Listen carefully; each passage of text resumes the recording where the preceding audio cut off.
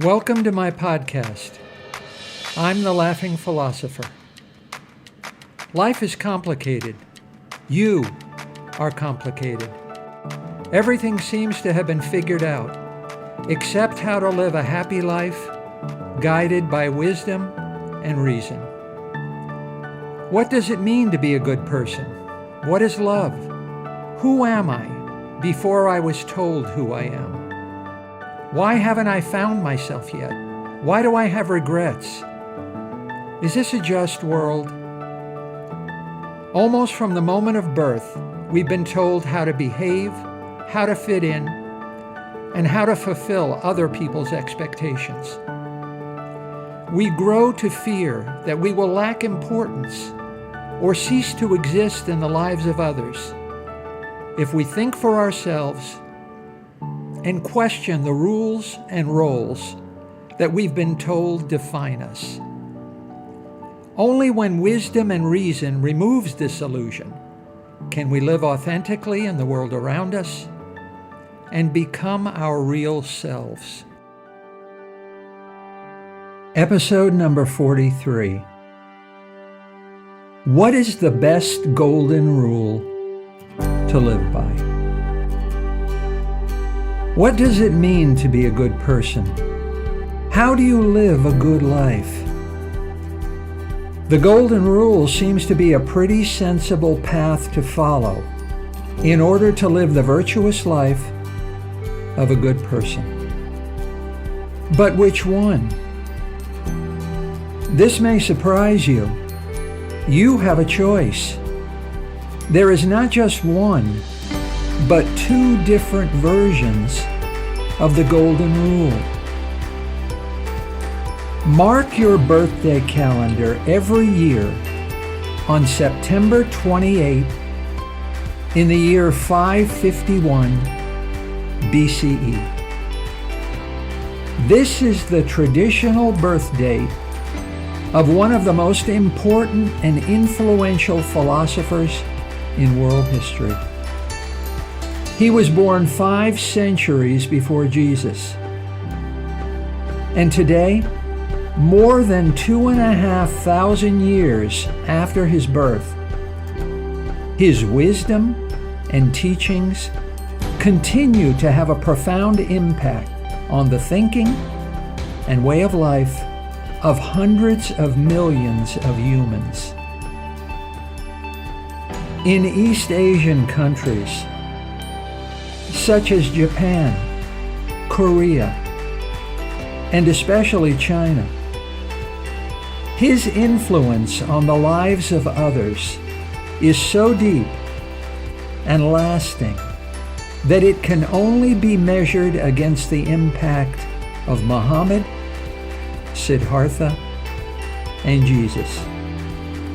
His name is Confucius, and he is considered the paragon of Chinese philosophers.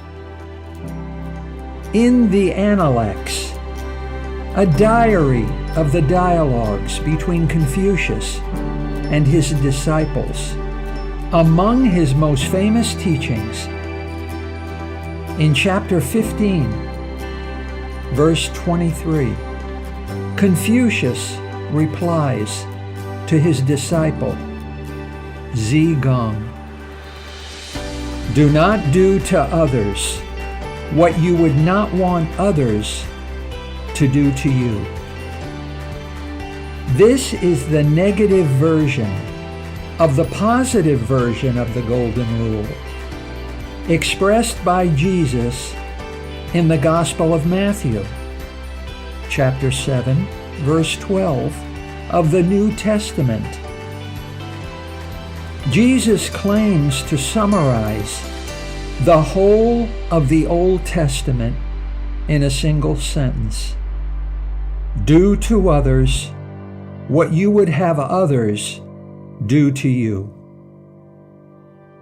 The Golden Rule is often portrayed by Christians as an exclusively Christian concept. Obviously, it's not. Confucius is the creator of the Golden Rule. He preceded Jesus by about 500 years. Do not do to others what you would not want others to do to you. Do to others what you would have others do to you.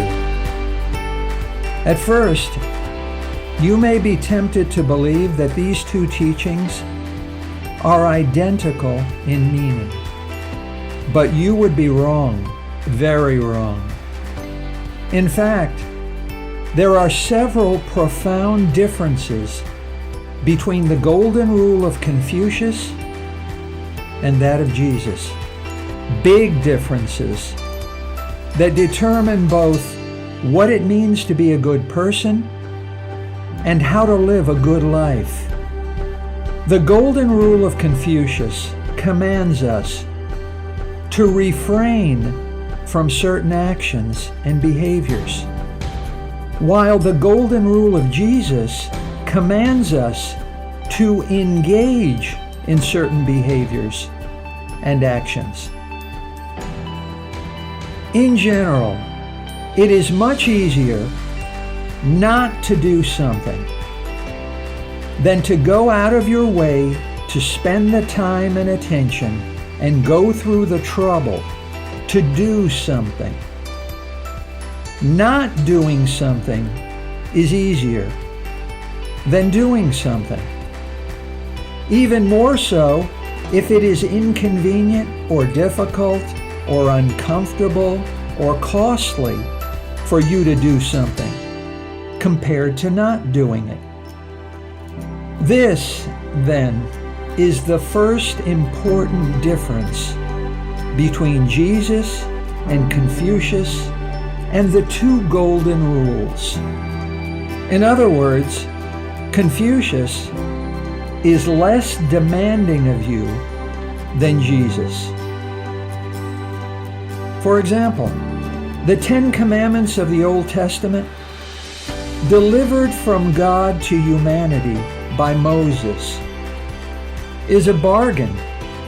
Only 3 of God's commandments are the more demanding do rules, and the other 7 commandments are the easier to obey do not rules. So, thank you, God. But there is a second, even more important difference between Jesus and Confucius. Their motivations are very different. Jesus and Confucius are motivated by different reasons and different purposes. Confucius is exclusively concerned with relationships between individuals and between the individual and the community, and with how these social relationships may best be used to promote both individual and general happiness. In other words, Confucius puts the other person's needs first. On the other hand, Jesus also is concerned with relationships between persons, but Jesus is primarily concerned with the relationship between the individual and God. Jesus sees your relationship with God as paramount.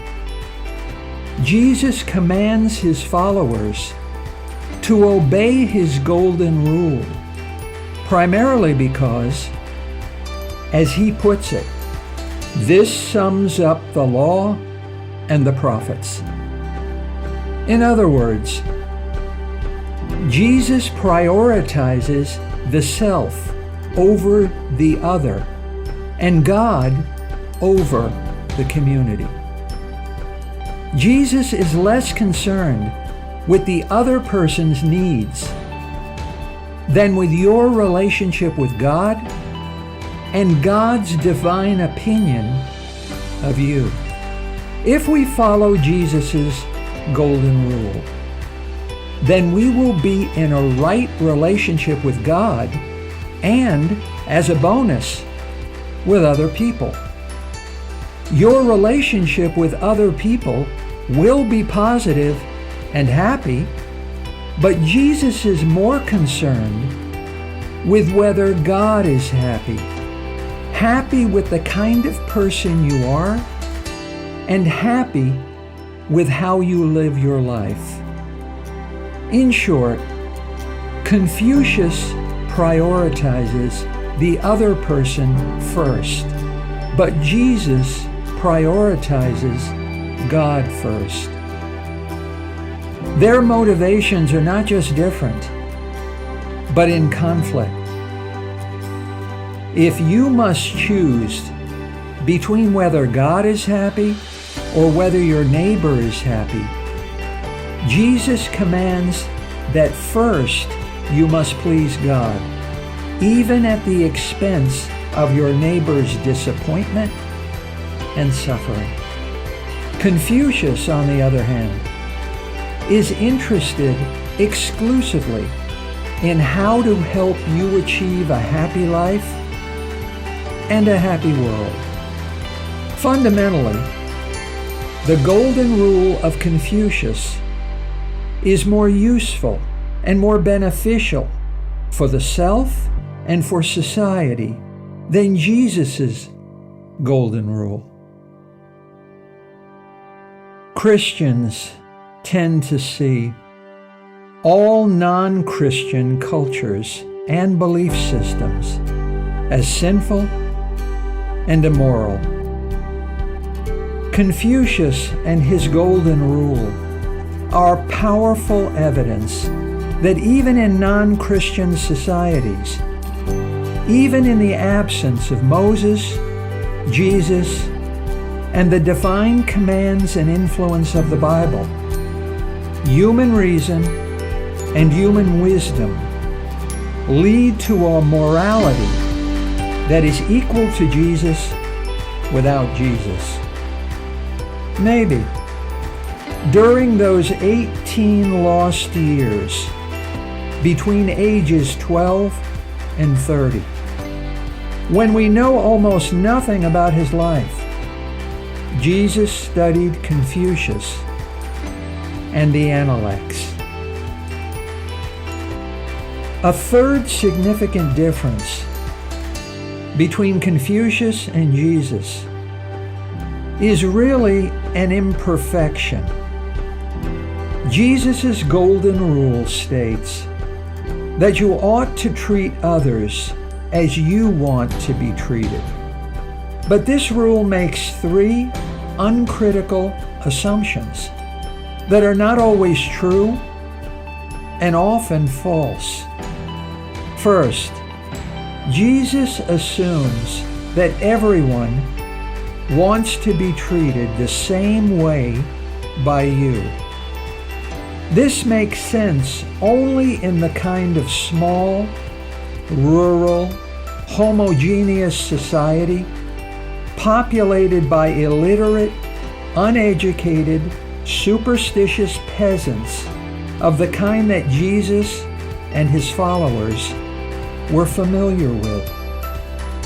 Second, Jesus assumes that every individual you meet, regardless of the kind of person and the kind of situation, desires to be treated the same way by you at all times and places.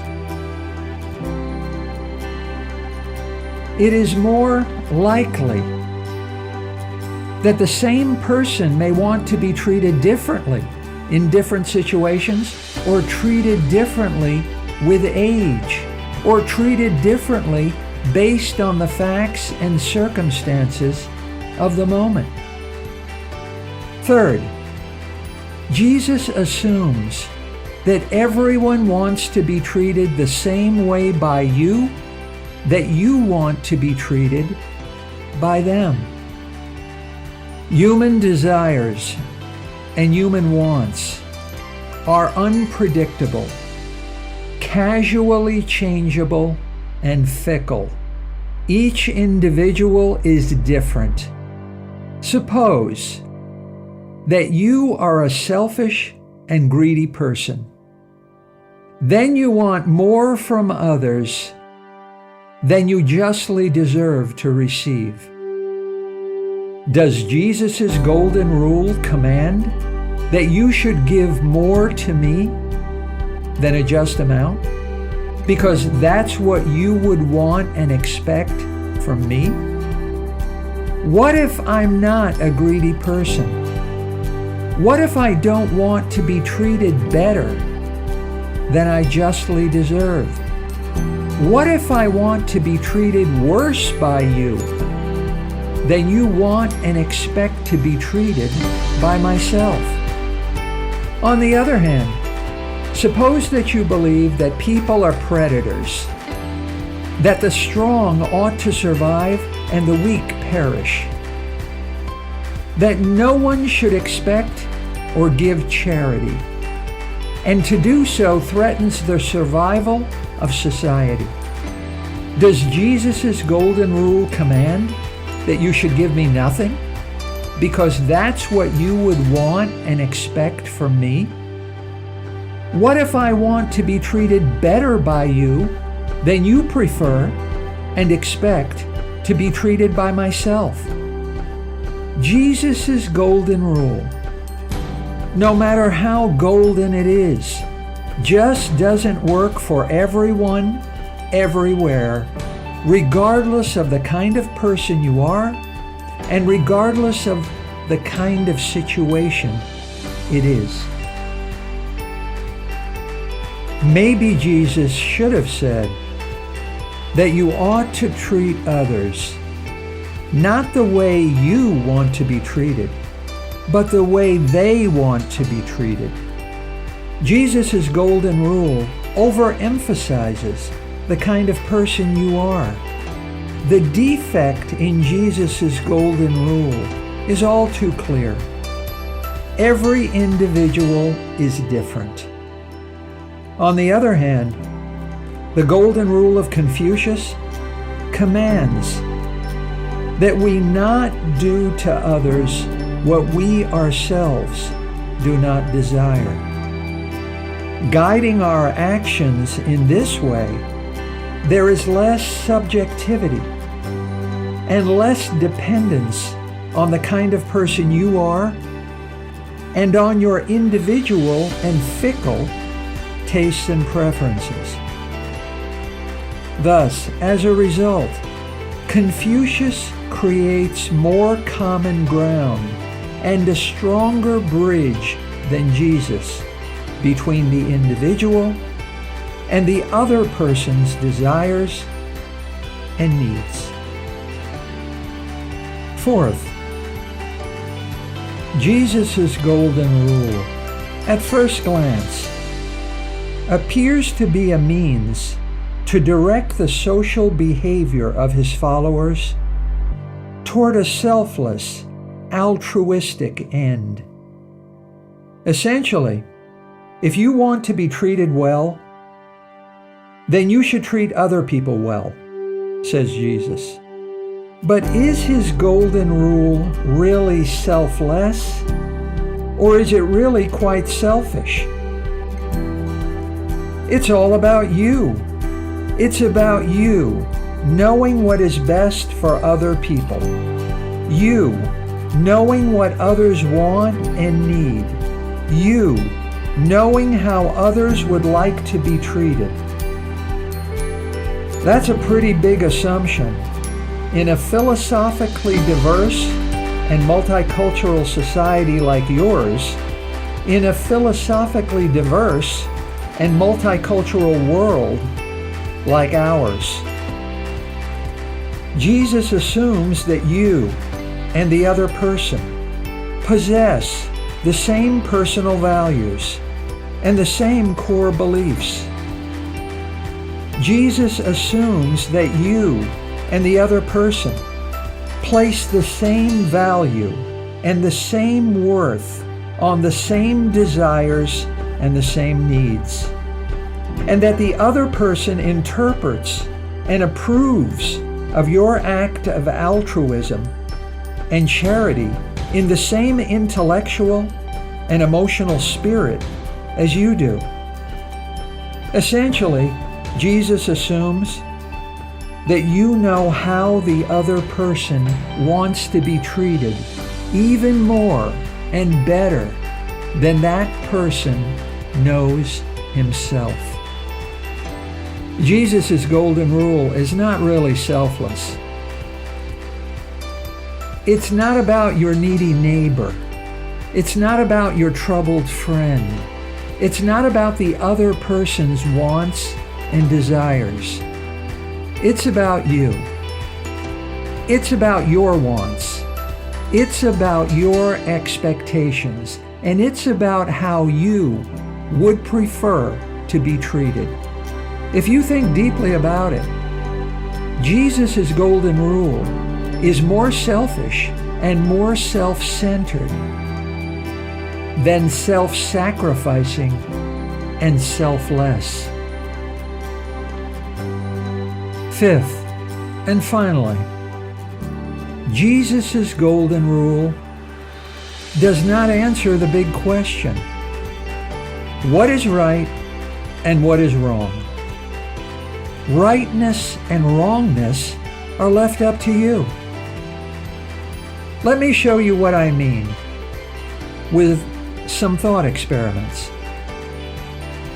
First, imagine that you are dying of brain cancer, and there is no chance, no possibility of your recovery. Do you want your mother to tell the truth to you or lie to you? Suppose you want her to lie.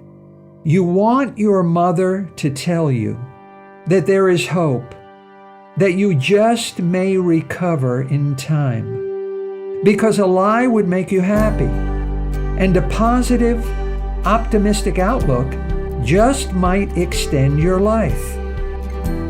Second, now imagine that you have a brother. Your brother is dying of brain cancer with no hope of recovery. But unlike you, suppose your brother wants your mother to tell the truth to him, because the truth would make him happy, and knowing the truth would motivate your brother to make those difficult but necessary end-of-life choices and decisions.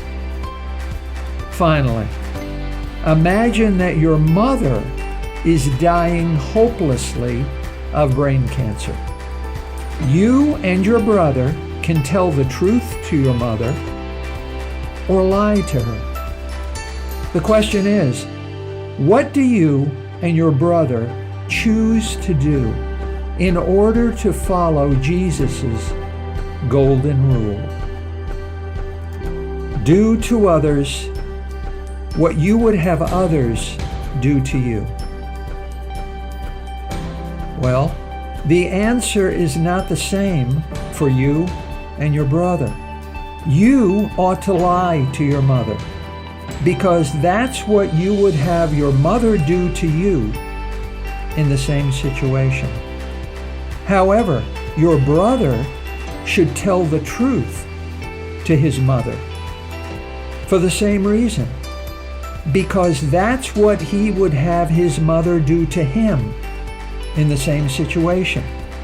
So, is it right or wrong to tell her the truth? Is it right or wrong to lie? The answer is, it's both right and wrong. It's right for you to lie, and it's wrong for you to tell the truth. It's right for your brother to tell the truth, and it's wrong for him to lie. In other words, rightness and wrongness are in the eye of the beholder. There is no timeless rule that will spell out for everyone, everywhere, what is rightness and wrongness. There is no rule that will tell you how to be a good person, no matter how golden it is. It's up to you. It's up to the kind of person you are now and the kind of situation it is now.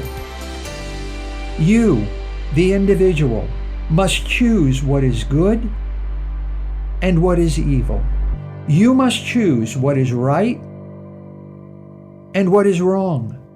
And you must choose from situation to situation and from moment to moment.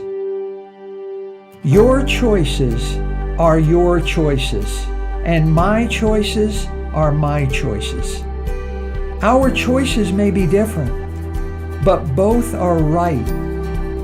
Right for the one doing the choosing.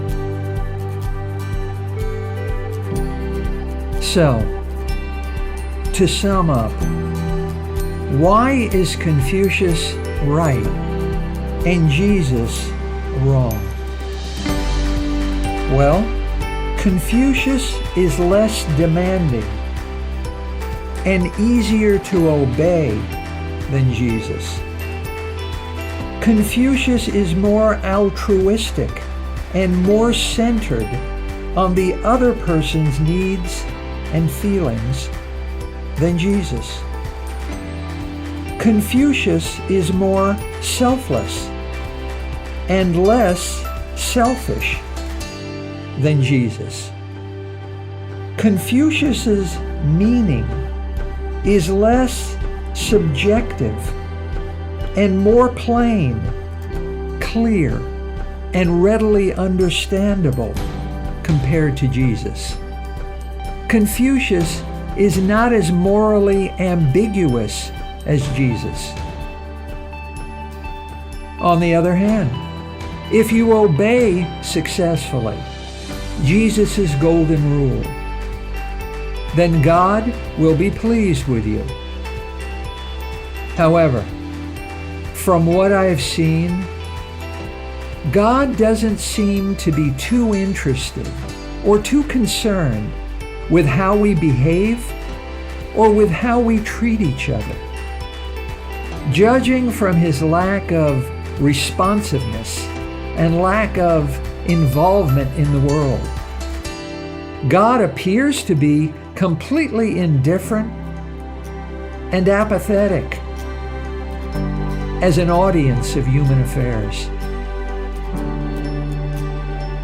Bottom line, if you prefer the golden rule of Confucius and you strive to be a good Christian, then it's pretty simple and easy to live a good life.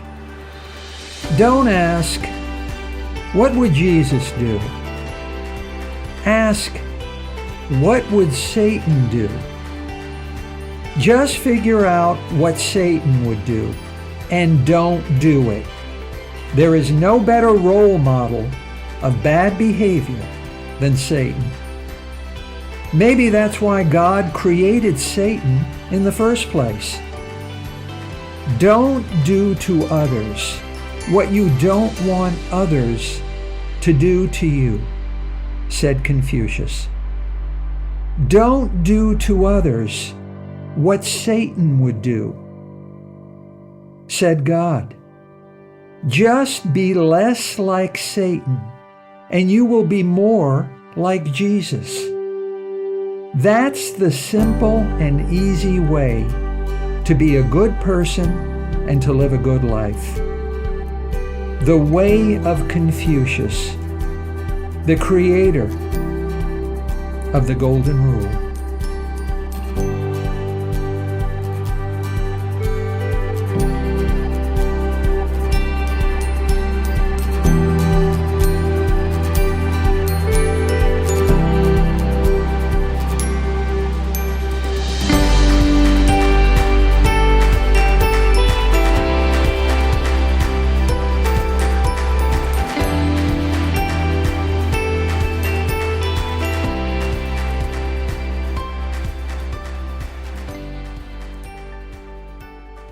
Hi, I'm Dr. Robert Corey, the Laughing Philosopher. Thanks for listening to my podcast.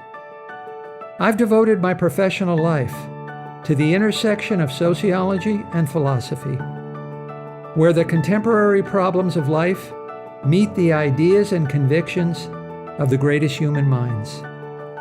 Join me by subscribing to The Laughing Philosopher as we use reason and wisdom to explore big answers to the most important of all big questions: how to live.